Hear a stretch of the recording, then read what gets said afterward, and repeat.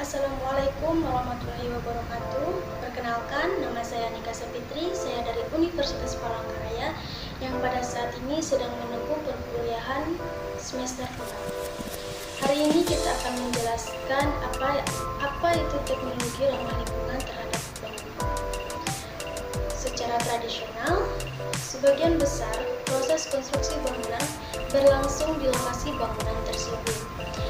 Misalnya, bagian dari kayu tersebut yang berbentuk bingkai, yang bercorak dan dibawa ke produksi material untuk proses berikutnya. Namun, pada proses bangunan tradisional, melibatkan penggunaan komponen pabrik yang dihasilkan, misalnya atap bergulungan. Aplikasi dari bangunan ramah lingkungan biasanya disebut dengan konstruksi hijau atau green construction, yakni pada tahap perencanaan terlihat pada beberapa desain konstruksi yang memperoleh award sebagai desain bangunan yang hemat energi, yaitu sistem bangunan yang didesain agar mengurangi pemakaian listrik untuk pecahan dan tata udara. Material atau bahan bangunan ramah lingkungan. Menjaga lingkungan yang bersih dan tentunya membawa dampak sehat untuk semua elemen masyarakat. Memang suatu hal yang tidak mudah, namun perlu dilakukan begitu banyak cara dan berbagai inovasi dan kreatif yang manusia lakukan. Tapi itu semua memang butuh waktu yang konsisten dan biaya yang tidak sedikit.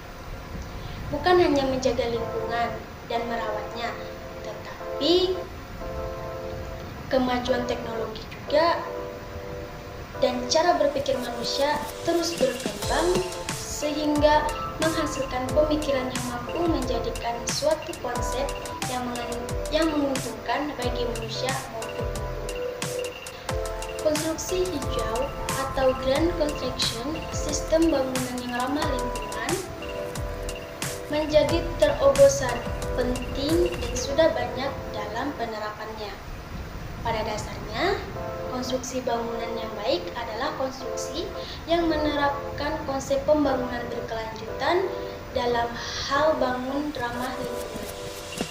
Konstruksi berkelanjutan yaitu merupakan prinsip pembangunan yang terciptanya konstruksi bangunan mulai dari tahap pemanfaatan bahan baku, perencanaan infrastruktur, pelaksanaan pemakaian produk, dan juga material konstruksi bangunan yang ramah lingkungan serta pengelolaan limbah yang baik. Pemakaian material atau bahan bangunan yang banyak digunakan yaitu seperti kaca, beton, kayu, aspal, baja, serta jenis bahan lainnya ditengahari dengan menimbulkan efek pemanasan global yang signifikan dan menyebabkan perubahan iklim di dunia.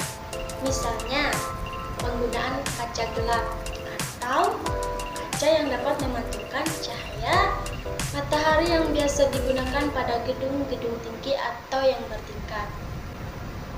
Nah, di green construction bagi pembangunan di Indonesia yaitu ada beberapa. Yang pertama, membuat bangunan-bangunan yang berbahan dasar ramah lingkungan, dan yang kedua, mengatur tata letak kota yang sesuai dengan konsep green construction yang berwawasan lingkungan.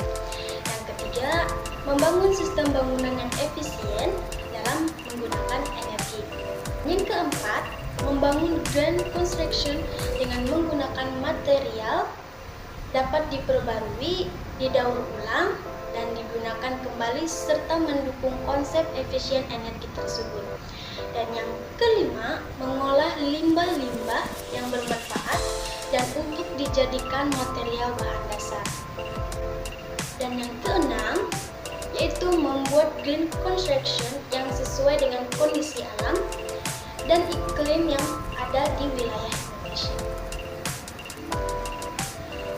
Yang ketujuh, terakhir, yaitu inovasi untuk membangun atau mengembangkan green building terus dilakukan sebagai upaya untuk menghemat energi dan mengurangi masalah-masalah pada lingkungan.